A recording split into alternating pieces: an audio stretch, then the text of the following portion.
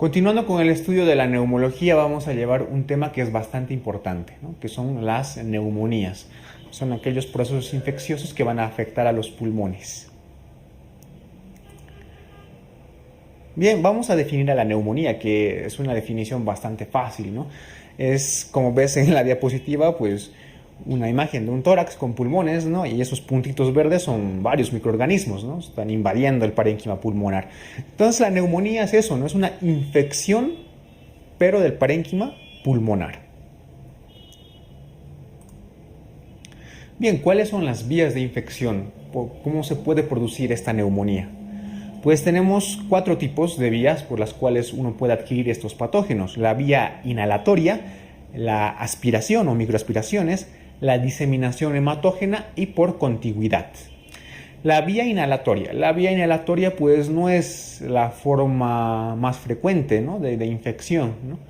Generalmente pues suspendidos en el medio ambiente tenemos varios aerosoles, ¿no? que están en relación con microorganismos, ¿no? y que pueden entrar de forma fácil a través de nuestras vías respiratorias altas y llegar a nuestros pulmones. Sin embargo, tienes que estar consciente de que nosotros, las personas sanas, tenemos un buen sistema inmunológico y el sistema respiratorio tiene sus propios mecanismos de defensa. Por lo cual esta vía no es tan frecuente, ¿no? Sin embargo, sí es la vía preferida para la infección por algunas bacterias. Por ejemplo, es la vía preferida para la infección por Mycoplasma pneumoniae, también por Chlamydia pneumoniae y por la Legionella pneumophila, ¿no? La Legionella pneumophila sobre todo porque se produce en infección en ambientes con un sistema de ventilación cerrado, ¿no? Entonces, por eso. La aspiración, esta sí que te la subrayo porque esta es la vía de infección para producir neumonía más frecuente, ¿no? La aspiración, las microaspiraciones son las vías de infección para producir neumonía más frecuentes. Entonces, es la vía preferida, por ejemplo, para el Streptococcus pneumoniae, para los estafilococos, para los Haemophilus influenza sobre todo. La diseminación hematógena, principalmente producida por el Staphylococcus aureus, ¿no? Se produce en casos de endocarditis bacteriana derecha, es decir, un paciente que tiene una endocarditis bacteriana derecha y que posteriormente desarrolla una neumonía, pues seguramente la causa es un Staphylococcus aureus que ha invadido el pulmón por vía hematógena, es decir, por vía sanguínea. Otro caso en el que se puede producir esta vía hematógena, que no es tan frecuente evidentemente, es el síndrome de Lemierre, ¿no? que es un absceso retrofaringeo que produce una tromboflebitis, esto causada por una bacteria que se llama Fusobacterium necrophorum. Y la última vía de infección, la continuidad, que realmente es muy, pero muy rara, ¿no? O sea, quiere decir que hay un foco infeccioso cerca de los pulmones y que por continuidad, o sea, porque estar cerca, se produce la neumonía. Entonces, quédate con lo siguiente, que la aspiración o la microaspiración es la forma más frecuente o la vía más frecuente para producir neumonía, y es la vía preferida del Streptococcus pneumoniae. Etiología. Bien, hay distintos patógenos, ¿no? que pueden producir neumonía, pero sin duda el más importante y el más frecuente y la causa más frecuente de neumonía, recuerda, ya sea cualquier edad y demás, cualquier característica del paciente, es el Streptococcus pneumoniae, y te lo subrayo en rojo. El Streptococcus pneumoniae, o también llamado neumococo, que es lo mismo, es la principal causa de neumonía. De acuerdo a la edad o factores etarios, vamos a ver que hay distintos patógenos más prevalentes. Por ejemplo, sospechamos de un Mycoplasma pneumoniae si tenemos un paciente comprendido entre los 5 a 18 años, es decir, adolescentes jóvenes, ¿no? Niños, adolescentes y jóvenes, pues muy probablemente la causa de su neumonía sea un Mycoplasma pneumoniae. En menores de 6 meses, la causa principal de una neumonía pues es la Chlamydia trachomatis y algunos tipos de virus, como el virus sincitial respiratorio. El Staphylococcus aureus es principalmente responsable de las neumonías, sobre todo en pacientes que están hospitalizados, o en pacientes que están con diabetes, en pacientes que están sometidos a hemodiálisis, ¿no? Entonces, quédate con el que el Streptococcus pneumoniae es la principal causa de neumonía. Es el llamado también neumococo.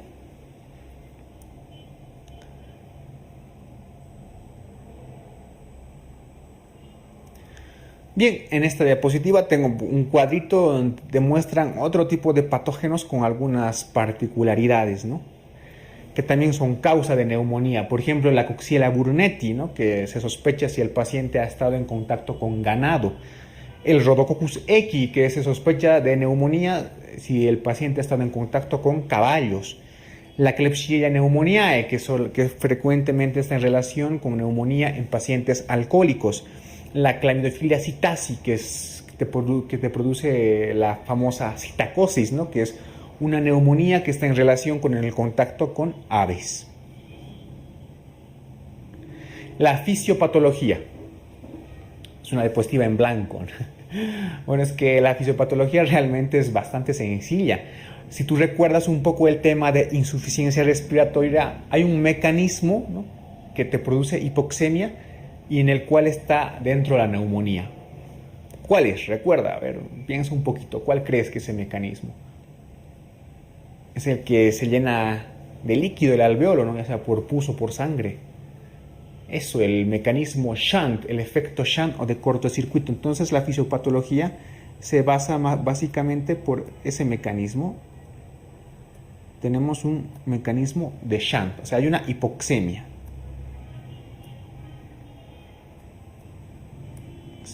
Se reduce la presión parcial de oxígeno. Entonces, ¿qué es lo que tenemos? Aquí voy a dibujar mi alveolo y por el otro lado voy a dibujar mi vaso sanguíneo. Voy a hacer diferencia entre la parte venosa, hasta ahí, y voy a hacer diferencia con la parte arterial más rojita. ¿Qué es lo que produce este shunt? En el caso de la neumonía, mi alveolo está lleno de pus. Mi alveolo se llena de pus, ¿no? Aquí ya dibujamos la pus.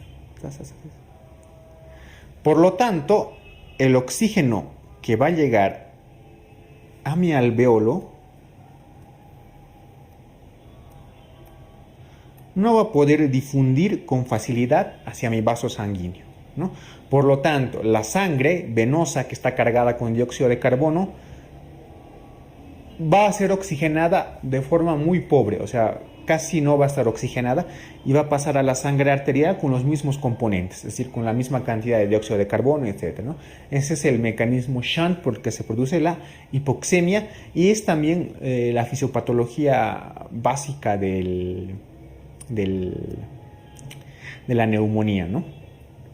Bien, ¿qué más tenemos que saber? ¿Por qué se produce esta pus, ¿no? Que tenemos dentro de mi alveolo y que no me permite que mi oxígeno pase libremente hacia mi capilar? Esta pus pues, es producto de una reacción inflamatoria. Es decir, mis alveolos con sus células van a producir una reacción inflamatoria, van a producir un exudado. Recuerda que en las neumonías se produce exudado, ¿no? Y ese exudado va a generar la pus, ¿no? Y por lo tanto todos los otros mecanismos que ya te he indicado. En esta diapositiva pues te muestro una serie de placas radiológicas y es que la neumonía pues tiene tres patrones radiológicos.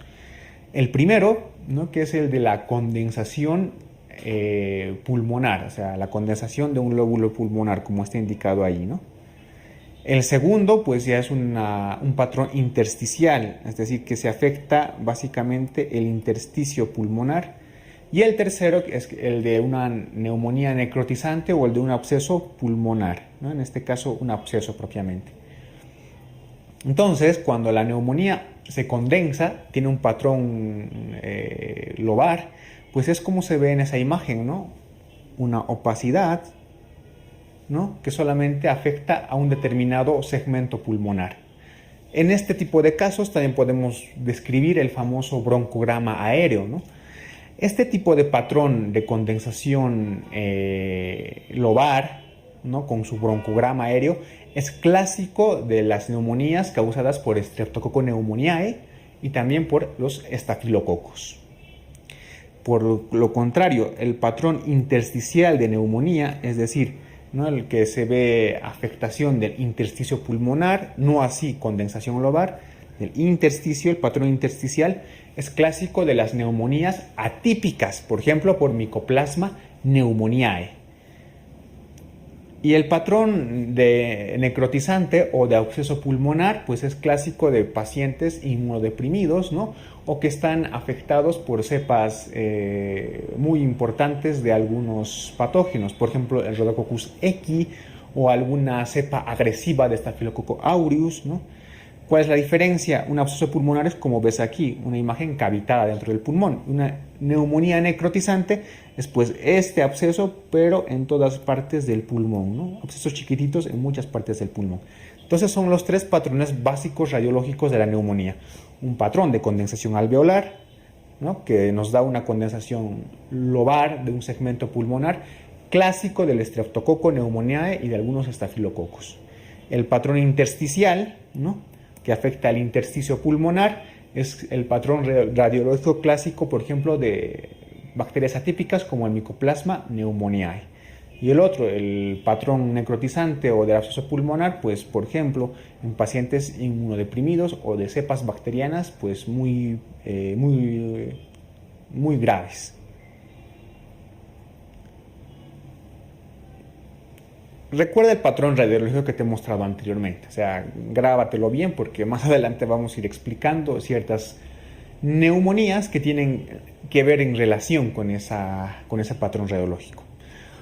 Clásicamente hemos clasificado la neumonía pues en los siguientes tres grupos. La neumonía adquirida en la comunidad, que es la más importante y de la cual es la que vamos a hablar más adelante. La neumonía nosocomial y las neumonías necrotizantes. Como te he indicado, la más importante es la neumonía adquirida en la comunidad, la famosa NAC, y es de la que vamos a hablar de ahora en adelante. El tipo de neumonía nosocomial pues tiene un apartado más adelante. Y ahora te voy a hablar un poco de las neumonías necrotizantes. La neumonía necrotizante pues es básicamente producida en pacientes muy inmunodeprimidos, ¿no? Tiene un patrón radiológico como el que te he mostrado, puede producir abscesos a nivel pulmonar, tiene una clínica muy larvada, por ejemplo fiebre, pérdida de peso, es más, recuerda un poco a la infección por tuberculosis, ¿no? Los patógenos más frecuentes, por ejemplo, pueden estar estafilococos pues, de una cepa agresiva, Rhodococcus equi, etc., ¿no? Entonces estas son las características de las neumonías necrotizantes, forman abscesos. Ahora sí, vamos a empezar con nuestra querida NAC, ¿no? La neumonía adquirida en la comunidad. ¿Cómo la vamos a definir? Pues es aquella neumonía que se adquiere, pues obviamente, ¿no? Dentro de la comunidad, como su nombre dice, ¿no? O sea, vamos a ver que esta neumonía es de un paciente que ha adquirido esta neumonía, pero fuera del ambiente hospitalario, ¿no? O sea, nada que ver. Entonces, todo lo que está fuera del ambiente hospitalario y el paciente que no tenga antecedentes de procedimiento mecánico invasivo reciente, pues se clasifica como neumonía adquirida en la comunidad. Esta neumonía adquirida en la comunidad, o NAC, ¿no? La vamos a dividir en dos síndromes: el síndrome neumónico típico y el síndrome neumónico atípico.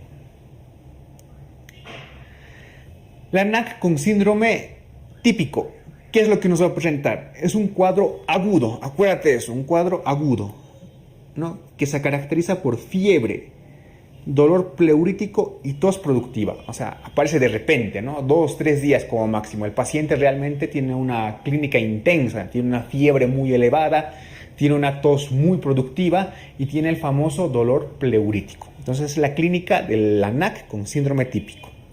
¿Qué vamos a ver a la exploración física? Bien, a la exploración física, auscultando al paciente, vamos a escuchar crepitantes y soplo tubárico, ¿no? Crepitantes pulmonares y soplo tubárico. ¿Qué es lo que vamos a ver en el hemograma? En el hemograma vamos a ver que hay una gran leucocitosis, ¿sí? Leucocitosis. Y en la radiografía de tórax, ¿qué es lo que vamos a ver? El patrón de condensación alveolar, que ya te lo he enseñado en una diapositiva anterior. El patrón de condensación alveolar o de bronconeumonía es el clásico del NAC con síndrome típico. Esta presentación de la neumonía, pues es la clásica infección pulmonar por nuestro querido Streptococcus pneumoniae o neumococo, ¿no? Otras bacterias que presentan este tipo de características son el Haemophilus influenza, la Klebsiella pneumoniae y la Legionella. Entonces recuerda, el NAC con síndrome típico, un cuadro agudo, ¿no? Con clínica intensa, fiebre elevada, dolor pleurítico y tos productiva. A la auscultación, crepitantes pulmonares y soplo tubárico. En el hemograma, una elevada leucocitosis. Y en la radiografía de tórax, el patrón radiológico es el de condensación alveolar y bronconeumonía o bronconeumonía con su clásico, ¿no? Broncograma aéreo. Y recuerda que esta es la presentación típica de la neumonía por Streptococcus pneumoniae o el neumococo. Por otro lado tenemos el síndrome atípico. ¿Y cuál es la característica de este síndrome atípico? Es un cuadro más subagudo, no tan intenso. Muchas veces ni siquiera hay fiebre, o si es que existe alza de temperatura es una febrícula. Parece una infección viral, incluso porque tiene mialgias, artralgias y tos seca. ¿Qué es lo que vamos a observar a la auscultación? Pues generalmente es normal. En la auscultación es normal, o en algunos casos pues puedes escuchar sibilantes. ¿Cuál es qué es lo que te va a indicar que puede ser un síndrome atípico? Pues también la edad del paciente, ¿no? Si es un jovenzuelo de más o menos 15 años, un adolescente, ¿no? A un paciente que tiene 20, 25 años y tiene esta sintomatología, pues más que por una NAC típica, pues te vas a orientar o vas a irte hacia el diagnóstico de un síndrome atípico. ¿Qué es lo que vamos a ver en la radiografía? Pues en la radiografía, como te he indicado en una diapositiva anterior, el famoso patrón intersticial, ¿no? Y en el hemograma pues no vas a ver una gran leucocitosis. Esta es la forma de presentación de algunas bacterias atípicas, como por ejemplo el Mycoplasma pneumoniae, la Coxiella burnetii y algunos virus. Y por eso te indico de que es importante que veas la edad del paciente, ¿no? Si es un paciente joven o adolescente con este tipo de patología, con este tipo de sintomatología y características radiográficas, pues seguramente es una NAC con un síndrome atípico. Los criterios de gravedad de la NAC son los que te muestro en la diapositiva, ¿no? Están englobados en ese cuadro. Entonces, ¿cuáles son? Básicamente son la edad, que sea mayor a 65 años, la taquicardia, una taquicardia mayor a 140 latidos por minuto, taquipnea, mayor a 30 respiraciones por minuto, presión arterial sistólica menor a 90 milímetros de mercurio, que el paciente con neumonía tenga una enfermedad subyacente, ya sea renal, cardíaca, pulmonar, cáncer, diabetes o tenga VIH, que el paciente presente un derrame pleural paraneumónico o empiema, mismo que ya te lo he explicado en el tema de derrame pleural, espero que lo repases.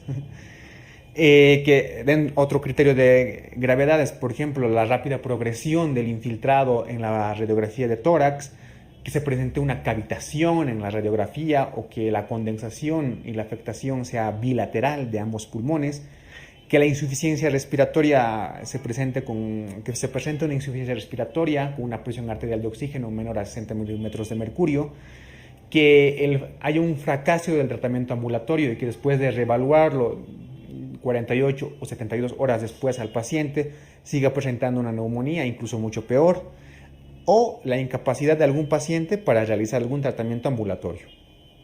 ¿Para qué nos sirven estos criterios de gravedad? Pues para decidir si hospitalizamos o no a un paciente que tenga una neumonía adquirida en la comunidad. También tenemos otros criterios de gravedad que son un poco más resumidos, son los famosos CURP 65, ¿no? Esos criterios se usan para ver si es que un paciente necesita hospitalización. Debo recordarte que si un paciente presenta más de un criterio CURP 65, pues está indicada su hospitalización.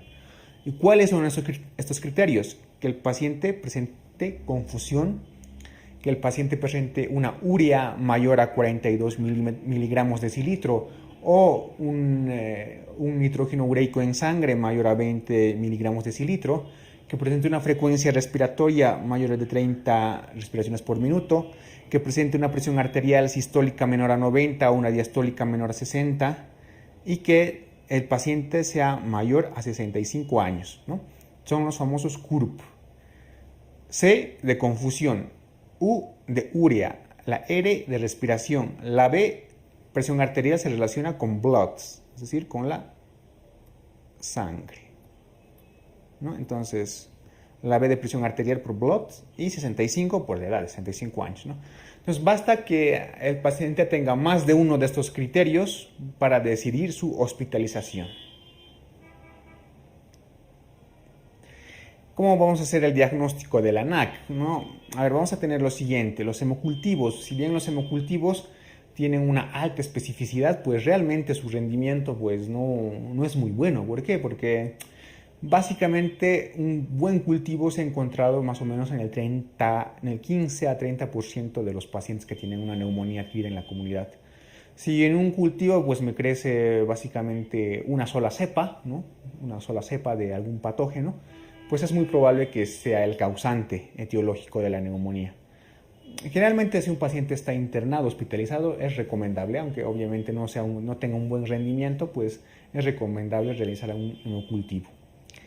El examen de esputo o de la expectoración, pues, a ver, tiene que ser una buena muestra.